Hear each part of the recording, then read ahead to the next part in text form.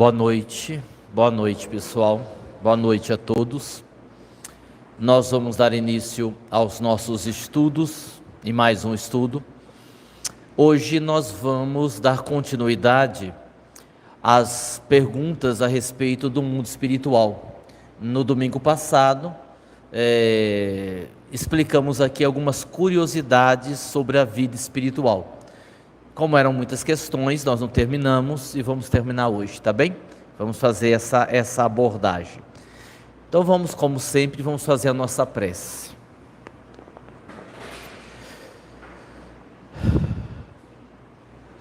Que o meigo Rabi da Galileia, em toda a sua misericórdia, em todo o seu amor,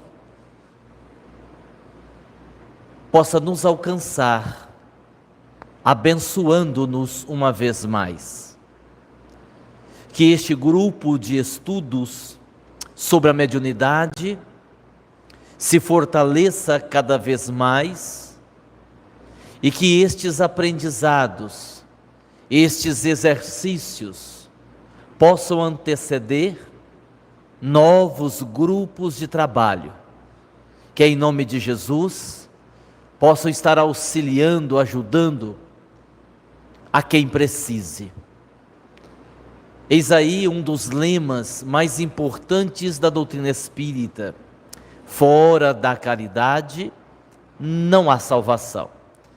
Que possamos ter em mente esse lema e fazermos todo o possível para podermos produzir, ajudar, favorecer os benfeitores amigos na construção, na elaboração de um mundo e de uma humanidade melhor. Por fim, que estes vanguardeiros da vida maior, em nome de Jesus, abençoem esta casa, abençoe a todas as atividades aqui realizadas e abençoe este grupo neste momento, para que possamos uma vez mais aprender. Que assim seja. Muito bem, vamos lá então. A primeira pergunta de hoje: um malfeitor ou um benfeitor podem antecipar a desencarnação de alguém? Podem, nos dois casos podem. No caso dos benfeitores, quando uma pessoa tem méritos, e a gente nunca pode deixar de lado esta palavra, porque se nós aprendemos que as leis de Deus são perfeitas, que não existe, digamos assim, corrupção nas leis de Deus, não existe apadrinhamento, não existe favorecimento, a gente imagina que ninguém pode ser beneficiado sem fazer por merecer. Isso é fato. Então, às vezes uma pessoa está passando por uma prova mais difícil, uma doença mais grave, às vezes já numa situação bastante difícil sob o ponto de vista da enfermidade, a pessoa já está numa condição vegetativa, e pode acontecer que, se esta pessoa tiver méritos adquiridos, os benfeitores podem interceder a seu favor e providenciar uma desencarnação antes do tempo previsto. Então, sim, os benfeitores podem fazer isto quando autorizado pelas instâncias superiores.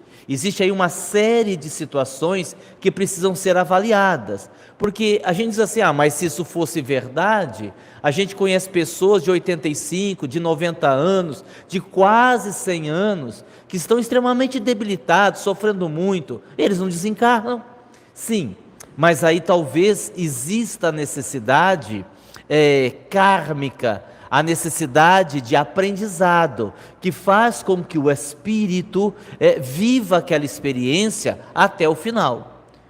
Existem algumas situações que são assim.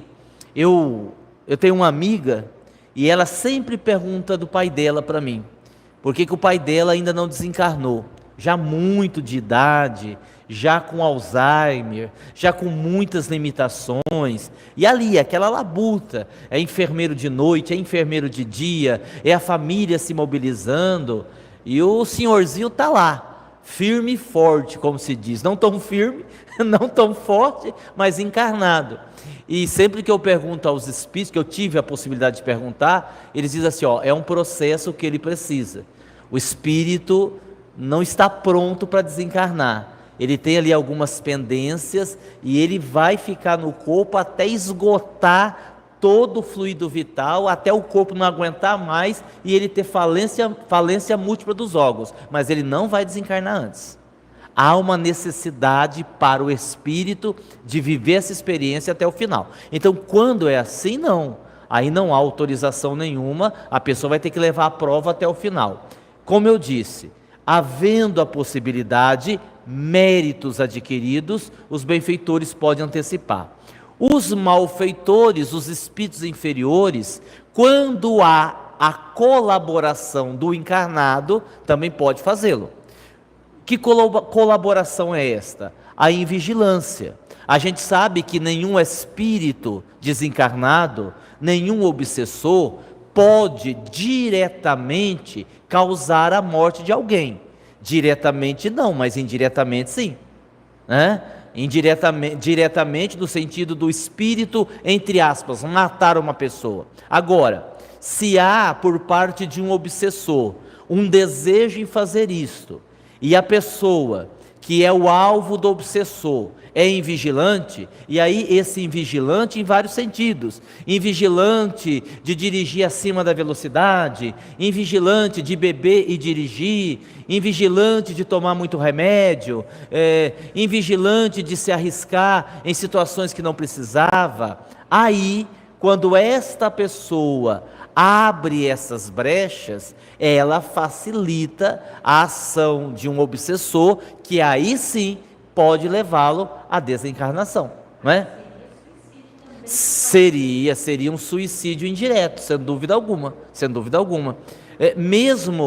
mesmo naqueles casos, e a gente sabe que há muitos casos de suicídio em que há uma influência direta do obsessor, que está ali falando no ouvido da pessoa para ela se matar, mas vamos observar, já há por parte da pessoa muitas vezes uma tendência a usar esse recurso. Então há ali uma depressão, a pessoa já não tem vontade de viver, a pessoa por várias vezes passa pela cabeça dela se matar para deixar de sofrer, e essa postura mental da pessoa abre a brecha, e aí então você tem a influência de um obsessor que pode acelerar o processo, que pode potencializar o processo, mas vai haver uma espécie, digamos assim, de autorização do encarnado para que o processo aconteça, ok? Certo? Um espírito pode induzir alguém a uma atitude violenta, de dar um tiro numa outra pessoa só para ela ser presa? Pode, desde que essa pessoa seja violenta, desde que essa pessoa seja agressiva. Então, se eu sou naturalmente uma pessoa agressiva, se eu sou uma pessoa habituada a resolver tudo na pancada, não vai precisar muito para um obsessor me induzir a fazer uma besteira. Basta alguém bater no meu carro numa esquina. Pronto, não precisa mais do que isso. E vamos imaginar que a outra pessoa resolva me agredir verbalmente. Aí eu já sou nervoso, eu já sou agressivo, eu já resolvo tudo na pancada. O obsessor sopra, numa dessa eu sou um cara que anda armado. Pronto, é a combinação perfeita, né? E vejam, e nestes casos, também de certa forma há um suicídio indireto, porque toda situação que você envolve, por exemplo, vamos pegar esse exemplo, de violência, em que aquilo tudo poderia ser evitado, você contribuiu para uma tragédia, porque eu posso simplesmente recuar, não ir para a briga, chamar a polícia. Se a polícia demora para vir e eu vejo que a coisa está ficando muito grave em termos de violência, eu me retiro. Então, toda situação que eu posso evitar e eu não evito, eu vou no fluxo da emoção, no fluxo do nervoso daquele momento, eu me responsabilizo por isso. E aí eu vou estar antecipando, com o obsessor ou não, eu vou estar antecipando o momento do meu retorno para a pátria espiritual. Poderia ter sido evitado, certo?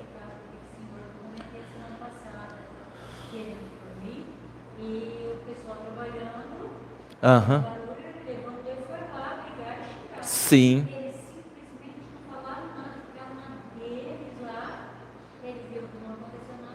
Uhum. Existem as circunstâncias de risco, não é? Existem as circunstâncias de risco que a gente pode ser pego aí de surpresa e desencadear situações que acabam ficando incontrolável, né? A gente está falando apenas de desencarnação, mas tantas outras situações. Vamos imaginar assim, ó, vamos pegar uma coisa boba. Eu comi, almocei bastante, comi uma feijoada. Mas não estou a fim de dormir não, estamos aqui perto do rio, acho que eu vou nadar um pouco. Mas a sua avó falou, a sua mãe já falou, o seu avô já falou, que depois que você comer, espera 1 hora para ir nadar. Isso é bobagem, isso é coisa de gente antiga, não tem problema não. E de repente, no esforço de nadar, você tem uma congestão no meio do rio, e não tem ninguém ali para lhe salvar naquele momento, pronto. Você criou uma situação para você, que talvez no seu processo kármico não existiria.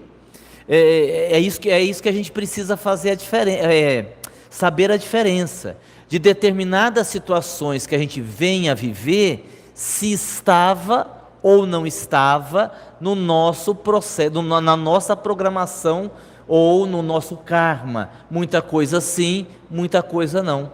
E tudo tem que ser analisado individualmente, né? Bom, então é isso. Então um benfeitor pode intervir, um malfeitor também pode intervir, no sentido do bem, no primeiro caso, e no sentido do mal, no segundo caso. A próxima pergunta, que aí foge um pouquinho do plano espiritual, mas eu incluí ela aqui.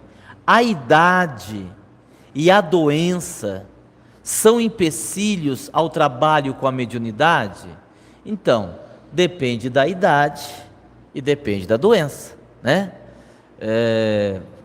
Tem pessoas que têm uma idade avançada e estão muito bem, na média estão muito bem fisicamente, uma dorzinha aqui, uma dorzinha ali, um bico de papagaio aqui, né? Uma lordose ali, não é mesmo, né? Um problema de audição aqui, que é coisa de velho, né? Mas está tudo bem, está tudo certo, o trabalho prossegue. A mesma coisa a enfermidade. Quando você vai tendo alguns problemas de saúde, ou com o envelhecimento, você vai ficando muito debilitado, claro, que aí você vai ser poupado de alguma atividade, você vai ser orientado a não trabalhar tanto, a trabalhar apenas um período, ou até mesmo, se for o caso, se abster de alguma atividade, né? Então, se você tem, por exemplo, uma pessoa que está lá, com uma anemia, mas é uma anemia leve. Sim, é uma anemia leve, mas a pessoa já está com 75 anos. Então a gente vai tomar o cuidado, se for o caso de aplicar passe, para ela não aplicar tantos passes assim. Se ela aplicava 50 passes, que ela aplique só 10. Que ela aplique passe nas crianças, né? Que as crianças geralmente é mais leve a energia, o espiritual da criança. Então isso é muito relativo. Cada caso tem que ser avaliado conforme a situação, certo? Tem algumas pessoas que fazem uso em grande quantidade de remédios para problema psicológico, para depressão, para ansiedade, para síndrome do pânico, e essa quantidade de remédio, a gente sabe que tem lá os seus efeitos colaterais, e a depender da quantia de remédio, a depender do remédio que a pessoa toma, e como ela fica emocionalmente, talvez isso possa ser um empecilho para ela trabalhar com a sua mediunidade. Então isso tudo precisa ser visto. E uma coisa muito importante é a gente não confundir mediunidade, característica de mediunidade, com questões emocionais. Muito importante a gente separar as coisas. Nem todo mundo que tem mediunidade para desenvolver precisa desenvolver a mediunidade rapidamente. Precisa talvez de um tratamento terapêutico para organizar as emoções, os sentimentos, para que depois ela possa trabalhar. Ah, mas eu tenho a mediunidade à flor da pele, eu incorporo em casa, 3, 4 vezes por dia eu incorporo em casa. Tá, então você pode estar diante de um quadro, de uma pessoa que realmente é médium, tem a sensibilidade, está com a mediunidade à flor da pele, como ela nunca trabalhou, como ela nunca foi para o centro espírita, ela não tem o controle, e os espíritos se aproximam, e ela acaba dando passividade em casa. Legal, é um ponto. Mas uma pessoa dessa pode estar sensivelmente afetada sob o ponto de vista emocional. A pessoa está lá num quadro de depressão, de tristeza, a pessoa tem uma ansiedade muito acentuada, e com a aproximação do espírito, ela tem uma crise, sob a influência do espírito, mas você tem aí por detrás um quadro emocional que precisa ser tratado, a pessoa precisa se equilibrar para depois ela desenvolver essa mediunidade. Então a gente que vai avaliar precisa também tomar esse cuidado, porque é verdade, há pessoas que têm a mediunidade à flor da pele, mas sob o ponto de vista emocional, psicológico, ainda não estão em condição de trabalhar com a mediunidade. Precisa arrumar a cabeça primeiro, para depois trabalhar. Então a gente tem que olhar com cuidado, por isso que cada caso é um caso, cada situação é uma situação, certo? Outro dia uma pessoa me dizia assim: eu sei que eu tenho mediunidade, mas eu acho que ainda é cedo para eu começar a trabalhar, porque afinal de contas eu tenho família, eu tenho trabalho, então não dá. E eu disse assim a ela: bom, minha filha, se todo mundo for esperar arrumar a vida para trabalhar a mediunidade, ninguém vai começar. Eu acho que o raciocínio que você está fazendo é um raciocínio muito cômodo, é um raciocínio de quem não quer fazer sacrifício, porque todos nós aqui, a maioria dos médios são mulheres, né? E normalmente são mulheres que têm casa, que têm marido, que têm filho, algumas que têm que trabalhar fora, que têm que fazer almoço, têm que fazer janta, e têm que driblar tudo isso para trabalhar para Jesus. Agora, se eu vou usar isso como argumento, mas eu trabalho fora, mas eu tenho família, mas eu tenho um filho, e eu vou esperar resolver tudo isso para eu começar a ser médium, olha, eu sinto muito, você vai ficar esperando a vida inteira, você não vai começar. Porque o segredo é a gente saber contornar tudo isso e ainda assim produzir para Jesus, certo? Então, em relação a doenças e a idade, cada caso será um caso a ser analisado, a ser avaliado. A última vez que eu estive no Chico Xavier, deve ter sido um ano e meio mais ou menos antes dele desencarnar. Ele já estava bastante debilitado, já usando fralda, já não andava mais, as pessoas desceram ele do carro, ele foi carregado, puseram ele na cadeira, e assim, a limitação dele era tão grande, que ele psicografou uma mensagem de Maria Dolores naquela noite. Olha, eu acho que sim, uma carta, uma folha de sulfite, bem curtinha a mensagem, ele deve ter demorado pelo menos uns 15 minutos, porque a mão já não ia mais, ela já não ia, né? Então uma frase ele ia, mas ele psicografou a mensagem de Maria Dolores, e a gente saiu do centro 3 horas da manhã, e ele ainda estava lá, se despedindo das pessoas. Então assim, aí tem isso também, né? Até onde a minha disposição, a minha vontade de servir, a minha boa vontade, vai aí se sobrepor às minhas limitações. Porque se a gente começa também a dar muita importância para as nossas dores, a gente também não trabalha, né? Tem isso também. Mas hoje eu estou cansado, mas hoje eu estou com dor nas costas, hoje meu pé está doendo, hoje meu joelho está doendo, não sei, eu acho que hoje eu não vou. Você vai nunca. Ainda mais aqui, a média aqui já é terceira idade para cima, né? Vocês me desculpem, mas a média de idade é alta aqui, né? Sei que tem lá a menina da Leandra, a menina da Aline, eu, né? Do resto, a maioria, até a menina lá, né? Assim, tirante nós 3, 4 aqui, a maioria é tudo, né, terceira idade para cima.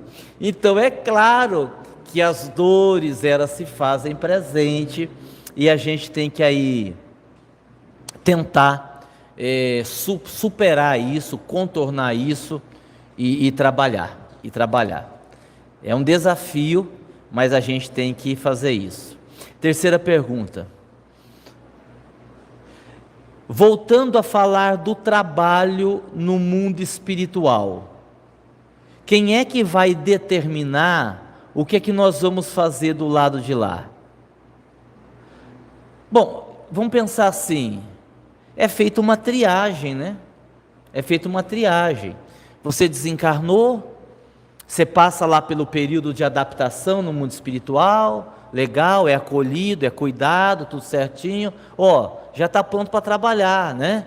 Aí, creio que alguém com a sua ficha vai analisar as suas possibilidades, no que é que você tem experiência, o que é que você fazia aqui na Terra, quanto era a sua dedicação, quanto você produziu, os seus defeitos, as suas virtudes, vão ali fazer um balanço e vão dizer, fulano dá para trabalhar nesse setor, Beltrano dá para trabalhar nesse setor, não dá ainda para fazer nada, o que ele traz de bagagem, o que ele traz de experiência é muito pouco, vamos aqui inseri-lo num curso, aí ele vai estudar um período aí de alguns anos, para depois ele ser inserido em algum trabalho, também pode ser assim, né? Mas é feita uma espécie de triagem, para definir o que é que você vai fazer, onde você vai trabalhar.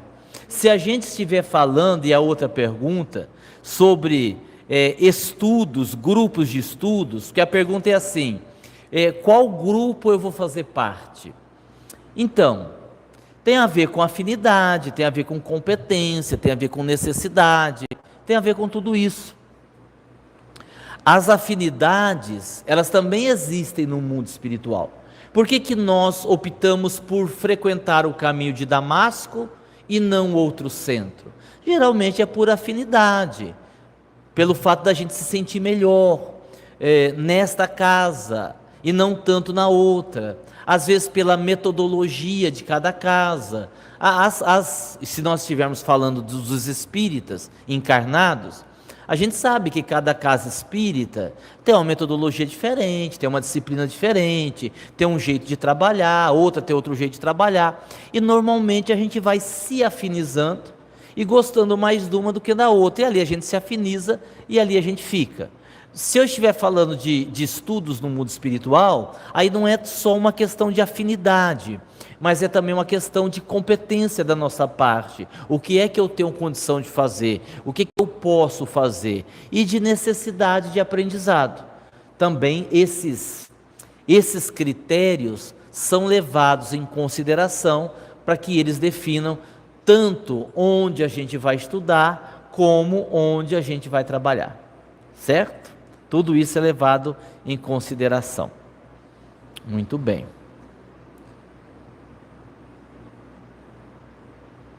É verdade que possivelmente não vamos conviver com todos os nossos entes queridos do lado de lá? Sim, é verdade.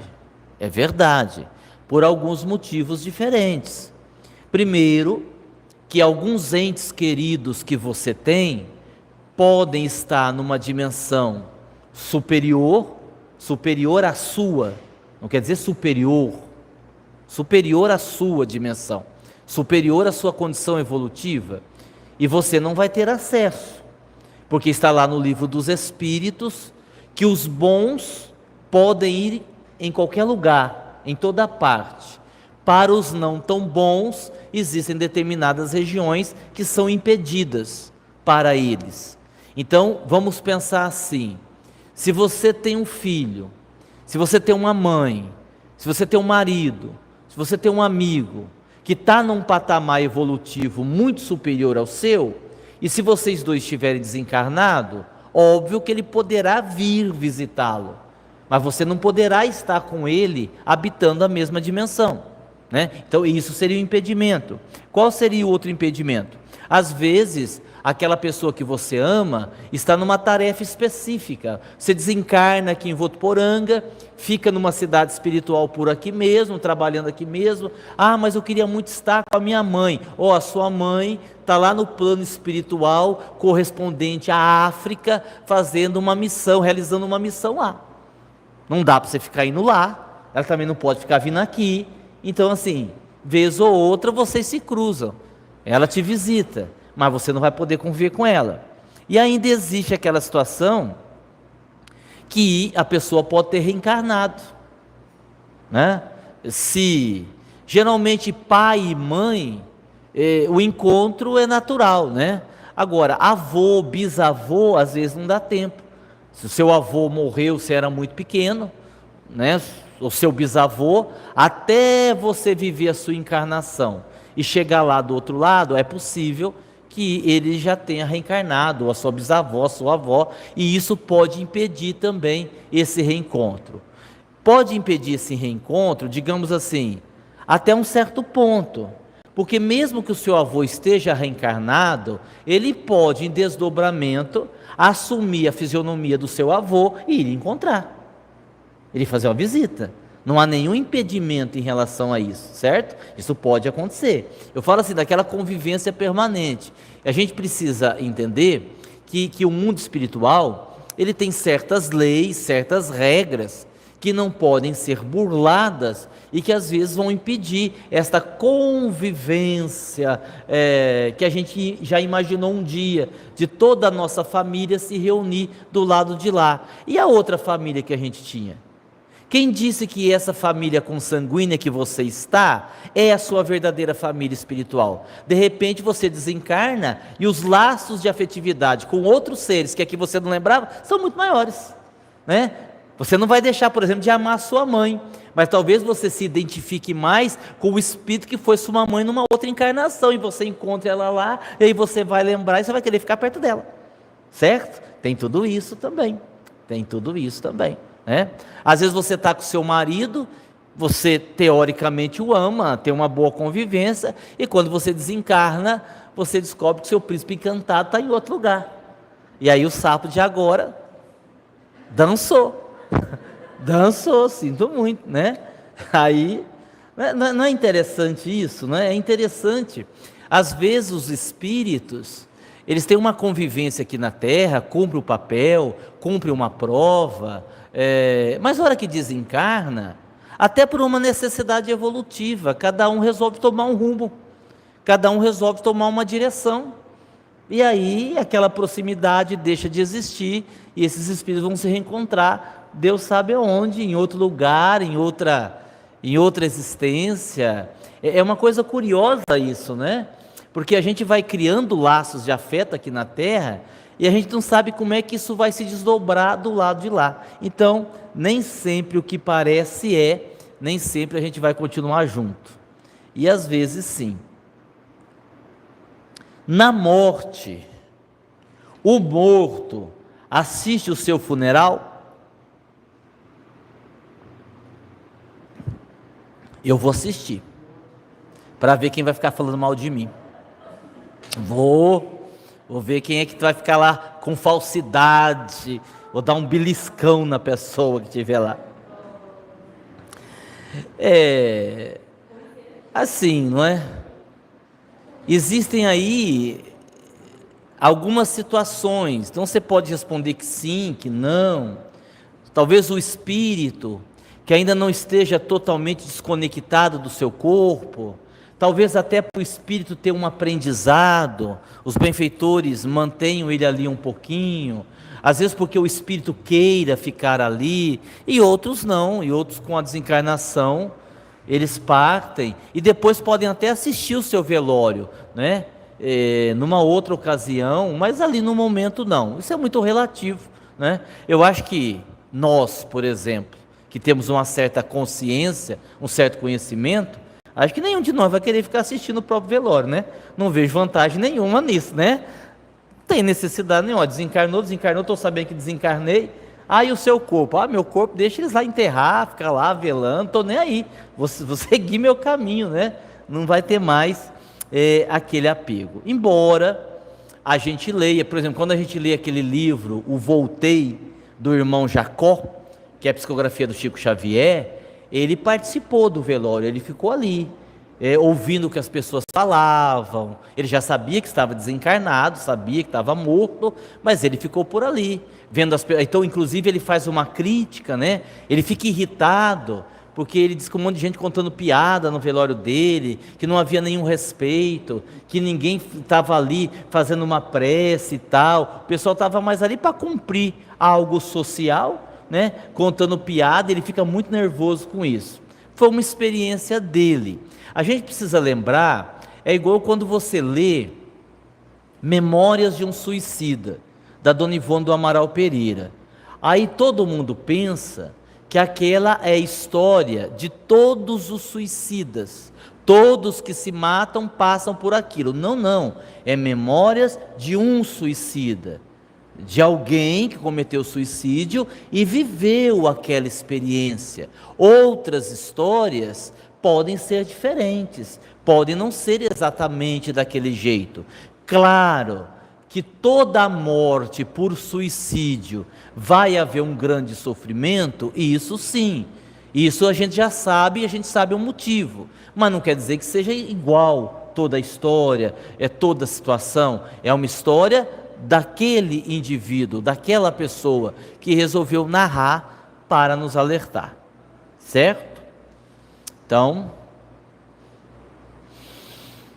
há quem fique muito tempo no mundo espiritual. Por quê? E quem é que pode ficar lá muito tempo? Os bons ou os maus? Os dois podem ficar lá. A gente vê André Luiz, por exemplo, falando de um benfeitor. Eu não me lembro agora o nome do benfeitor, que ele estava no plano espiritual há 800 anos.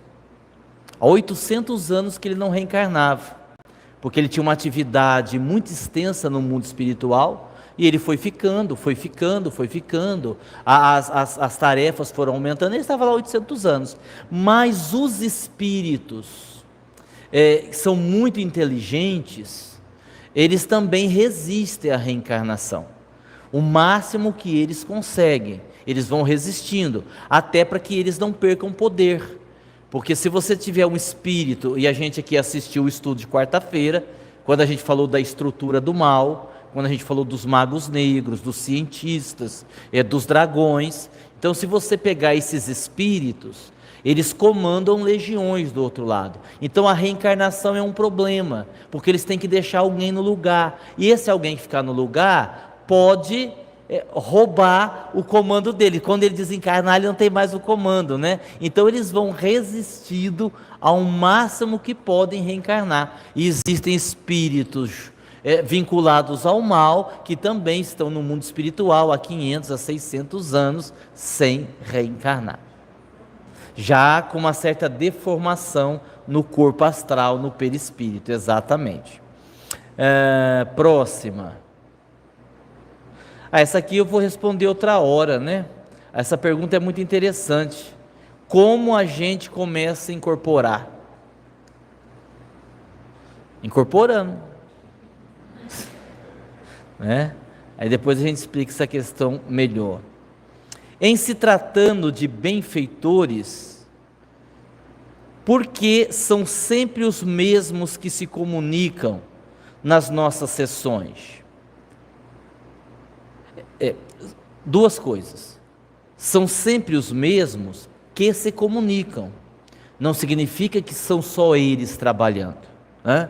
Então, assim, nós temos por hábito, vamos pegar o caminho de Damasco, falando para a gente com mais frequência, Dr. Klaus, Dona Benedita, José Lázaro, Frei Arnaldo, o Aulus, o nordestino. Então tá, você tem meia dúzia de espíritos que em situações diferentes estão falando, ou falando na live do Klaus, ou falando de quinta-feira na sessão mediúnica de quinta, ou aqui durante o estudo falando. Agora, existem tantos e tantos outros espíritos, dezenas, trabalhando, que habitualmente não têm essa tarefa de falar, que estão aqui, que a gente talvez vá conhecer quando desencarnar, E o Espírito vai dizer assim, ó, eu me chamo Pedro Augusto, era trabalhador do caminho de Damasco. Ah, mas eu nunca ouvi falar de você. Não, porque eu nunca incorporei para falar, mas eu sempre estive ali trabalhando. Então assim, tem um monte de benfeitor que estão trabalhando e que habitualmente não se comunicam. Isso é uma coisa. E a gente não pode esquecer que trabalhar com os encarnados é apenas uma das múltiplas tarefas que existe no mundo espiritual. Existe uma infinidade de serviços no astral que não tem a ver com aqui a relação com os encarnados. Então estão fazendo outra tarefa, estão cuidando de outra coisa, assim por diante, né? Já me perguntaram isso algumas vezes. Por que o seu José de Moraes, interessante, né? Fazer esse registro antes de continuar. Eu fui quinta-feira fazer uma palestra em Marinópolis, é uma cidade pequenininha que tem aqui perto de Jales. Ali tem um centro espírita também pequenininho, a cidade é pequena, né? E o presidente de lá, ele já havia me contado isso. Ele me contou, e eu vou lá já há muitos anos, até depois eu brinquei com a linha do tempo na palestra, que na década de 50, na década de 60, ele recebeu por várias vezes lá José de Moraes para fazer palestra. Que ia de carona, ou de charrete, ou de ônibus, né? Que às vezes dormia lá e voltava no outro dia, né? E aí eu falei assim para o dirigente lá, seu Nelson, falei, olha que interessante, né, seu Nelson? Olha só, falando de caminho de Damasco, o seu José de Moraes vinha aqui fazer palestra na década de 50. Eu me lembro que quando eu vim aqui pela primeira vez, nem a Aline Paviani tinha nascido. Aí de outro momento que eu voltei lá, os gêmeos estavam no bebê conforto, com 6 meses, né? Olha a linha do tempo. Aí na quinta-feira que eu fui, foi a Cecília, que já é uma outra geração. Então você vai puxando, né? Porque eu vou lá há muitos anos, até por esse vínculo, né? E aí voltando a falar do Sr. José de Moraes, algumas pessoas dizem assim, puxa, mas sendo ele o dirigente espiritual da casa, sendo ele o fundador da casa, por que é que ele não fala mais vezes? Por 2 motivos. Primeiro, porque não é muito a dele falar, né? José de Moraes é um homem de ação, é um homem de trabalho, não é muito do perfil dele ficar falando. E segundo, pelas muitas atividades que ele tem no movimento espírita aqui da nossa região. Ele é, pela evolução que ele tem, um dos grandes líderes aqui da nossa região, de todo o movimento espírita. Então José de Moraes é um espírito muito requisitado, em vários lugares diferentes, para dar orientação, para acompanhar, para cuidar de casos de obsessão, etc. e tal, né? Então, assim, é por conta desses 2 motivos que isso não é, que ele não está tão presente conosco. Inclusive José de Moraes, eu já disse isso aqui, é citado em um dos livros do Dr. Inácio Ferreira, que o Dr. Inácio Ferreira está aqui na nossa região, está tendo a inauguração de um centro, e tem ali uma tentativa de invasão de obsessores, e é o José de Moraes que se posiciona e que não deixa eles invadir, e aí o Dr. Inácio vai narrando, né, que o Sr. José de Moraes, ele atuou, ele impediu, tudo lá. Eu não lembro agora o nome do livro do Dr. Inácio, mas ele cita o José de Moraes. Próxima pergunta. Como e quem elabora a nossa programação reencarnatória? Bom, se a gente tiver condição, a gente mesmo, com a ajuda de alguém. Por exemplo, imagine que você vai construir uma casa, você tem dinheiro para construir. Você não vai fazer a planta sozinho, a menos que você seja arquiteto. Aí você vai chamar um arquiteto, o arquiteto vai pedir assim, o que você pensou? E você vai dizer, olha, eu queria assim, tantos quartos, um quarto eu queria um banheiro, aqui eu queria uma sacada, e o arquiteto, que sabe fazer aquilo, faz o esboço, até chegar na planta dentro daquilo que você quer. Então, quando a gente tem condição para isso, é mais ou menos assim. A gente vai dizendo, olha, eu queria nascer, se possível, numa família espírita. E aí o arquiteto, né, o anjo da guarda, não, espírita não dá. Não dá, você não tem esse mérito, não. Não vai dar. né? Vai ser em outra área espírita, você não vai, né? E aí assim a gente vai fazendo essa programação, vai vendo ali a possibilidade de casamento, a possibilidade de quantos filhos, um esboço, sempre lembrando que a programação reencarnatória, pouca coisa é absoluta. O que você tem na programação é um esboço que pode ser alterado. Imagine só, você sai do plano espiritual com a ideia, com a programação, com a probabilidade de ter 3 filhos. Cara, mas pode acontecer tanta coisa no decorrer da sua vida que vai impedir você de ter 3 filhos, que tudo pode ser mudado. Você sai com a programação de casar com a Maria, que é um espírito que tem vínculo com você.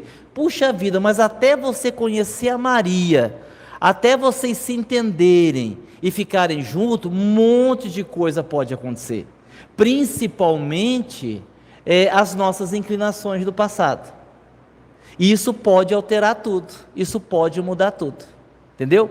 Vamos pegar um exemplo bem singelo, bem simples. Vamos imaginar que eu vou reencarnar e na minha programação reencarnatória eu vou casar com a Maria.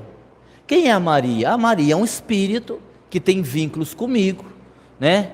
Tem inclusive projetos comigo na atual encarnação. Nós estivemos juntos numa encarnação, fizemos um monte de bobagem, um monte de besteira. Agora a gente vai reencarnar, vai casar e vai tentar consertar isso junto. E a espiritualidade facilitou. A Maria é minha vizinha, a gente mora em frente. Então assim, eu tenho 5 aninhos, já sou apaixonado pela Maria, né? A Maria fica fazendo desenho meu, né? Um coraçãozinho assim. Olha, a coisa vai bem. Chegou ali a adolescência, a coisa está indo. Mas aí aparece o José. Quem é o José? O José não tem nada a ver com a história. José é um bambambam, um riquinho, que tem grana, que tem um carrão, que mora numa casa enorme e que se interessou pela Maria. E a Maria, embora tenha programado casar-se comigo, ainda traz uma inclinação para o dinheiro, uma inclinação para o poder. Aquela Maria de outras encarnações ainda se encanta muito com o luxo. Aí Carlos vai parecer um príncipe encantado. Ela esquece o Aguinaldo e vai com o Carlos. Eles não ficam juntos, mas dá tempo ela engravidar. Aí eu já não quero mais ela, porque ela saiu com o outro, engravidou, pronto. Estragou a programação. O que estava programado não aconteceu. Por quê? Porque a Maria cedeu às inclinações do passado e o projeto, ele deixa de acontecer. Mas ele pode, ordenar uma casando com a outra e está seguindo a mesma linha, seguir o projeto. Pode, aí nesse caso sim, o Aguinaldo seguiria o projeto sozinho, porque aí quem pisou na bola foi a Maria, né? É ele que saiu fora. Ah, então a encarnação dela está perdida? Não, os benfeitores sempre têm uma carta na manga. Dona Benedita diz que os benfeitores sempre têm um plano B, né? Que a Maria também pode lá na frente encontrar o seu caminho e fazer o seu projeto, só que não será o projeto original. Isso que eu quero dizer. Muitos de nós saímos do projeto original por causa do nosso livre-arbítrio, por causa das nossas inclinações, das nossas decisões, etc. Né? A gente muda o caminhar, porque afinal de contas, muita coisa do que eu prometi antes de vir, eu posso chegar aqui e não querer mais. Seduzido pela matéria, né? E por tantas outras coisas, eu acho que eu não quero não, e tal, e aí a gente tem, e os planos espirituais sabem disso, essas possibilidades podem acontecer. E aí depois, a gente vai fazer um balanço, né? Do que deu certo, do que não deu certo, do que ficou remediado, né? Do que ficou remediado, essas coisas podem acontecer. Por exemplo, às vezes a pessoa, ela é médium, ela tem mediunidade, ela decide não trabalhar com a mediunidade, ela não quer mediunidade. E por que ela não quer? Porque ela acha que é muito sacrifício, ficar indo no centro, tem que ter disciplina, não pode faltar, sabe aquela coisa? E é uma pessoa que não quer esse compromisso. Mas ela pode ser durante a vida uma pessoa muito boa, ajudar muita gente.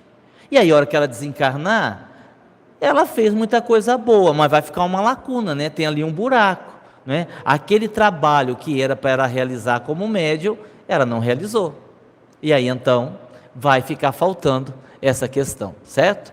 E aí assim, né? A gente abre um leque de possibilidades, de coisas que poderiam ser, de coisas que não poderiam ser, e a gente vai fazendo aí as nossas escolhas, e seja o que Deus quiser. Ele quer sempre o nosso bem, mas a gente insiste em querer o nosso mal, né? Na vida espiritual, a última. Estou vendo que aquele relógio parou, porque ele não sai do lugar, gente. Aí eu estou aqui, parou, né? Porque eu estou aqui e falei, meu Deus do céu, eu vou mais um pouco, já é quase 7 horas, eu estou aqui pensando que é 6h30, relógio miserável, me enganando. Tudo bem, mas nós estamos dentro do horário ainda. Na vida espiritual, como desapegar das coisas da matéria? Então, mas não é na vida espiritual, né? Esse é um exercício que a gente deveria fazer durante a vida física. Ninguém vai conseguir desapegar lá depois que desencarnou. Então a gente supõe que o próprio indivíduo vai fazendo esse exercício, né? A gente vai fazendo esse exercício, né, de desapego. Muita gente não consegue fazer, e claro, quando chega do lado de lá, vai ter sérios problemas, né? Outro dia uma pessoa me procurou e pediu se eu não podia pedir para os guias ajudar nas empresas que ele tem, que são muitas empresas, que movimentam milhões, e que com essa crise, com esse governo que está aí, estão balançando e podem até falir, na pior das hipóteses, né? E na hora o Espírito me respondeu, aí eu pedi um prazo para ele, porque eu fiquei sem coragem de dizer. Os Espíritos disseram assim, olha, se tudo der certo, para o bem do nosso irmão, esse ano ainda ele vai à falência e perde tudo o que tem. E todos nós estamos torcendo para isso, inclusive o anjo da guarda dele. Pode dizer para ele. E eu pensei, eu não, você está doido? Ou o cara vai me bater, pô. Eu vou dizer um negócio desse? Então peraí, né? Deixa eu pensar, aí eu vou marcar com ele, aí eu vou encontrar um jeitinho de dizer isso mais suavemente, né? E por que esse exemplo, pessoal?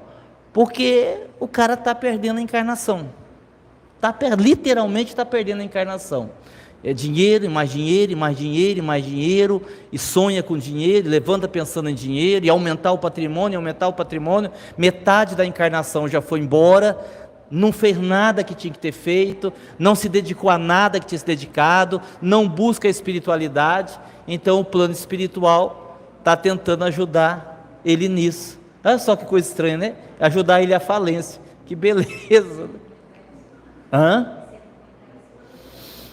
Pois é, exatamente. Aí assim, aí vem uma opinião minha, tá? Uma coisa minha. Aí não foram os espíritos que disseram, não. Eu agucei a minha percepção, porque eu fiquei conversando com essa pessoa há bastante tempo, e eu fiquei assim prestando atenção, né? Tentando perceber mais. E eu tive a nítida impressão que com dinheiro ou sem o dinheiro, em pouco tempo, um hospital psiquiátrico, porque o nível de desequilíbrio, e já está começando a tomar remédio para dormir, e já está tomando remédio para síndrome do pânico, e já está com crises de depressão. Então assim, eu enxerguei uma situação bem dolorosa num hospital psiquiátrico. Olha só o que a gente estava dizendo agora há pouco, um processo que seria totalmente evitável. Precisaria acontecer isso? De jeito nenhum. Seria um karma, seria uma programação reencarnatória? De forma alguma, mas a própria pessoa, no descontrole, no apego, né, que é a última pergunta, no apego material, está gerando para si uma situação extremamente dolorosa que a rigor não precisaria, mas vai viver, já está vivendo, vai viver, e é uma pena. Isso acaba acontecendo com muitos de nós, né? Por isso, daí a recomendação de Jesus, vigiai e orai, né? Porque se a gente não vigia, rapidinho a gente pode tropeçar e cair. Que não seja o nosso caso, tá certo? No próximo domingo, nós teremos o estudo autoconhecimento e mediunidade. qual a relação do autoconhecimento com o desenvolvimento da nossa mediunidade, tá certo? Um tema muito importante, quem vai fazer é a Silvia Roncati, que é trabalhadora aqui da nossa casa, tá certo? Muita paz, muito obrigado, que Jesus nos abençoe.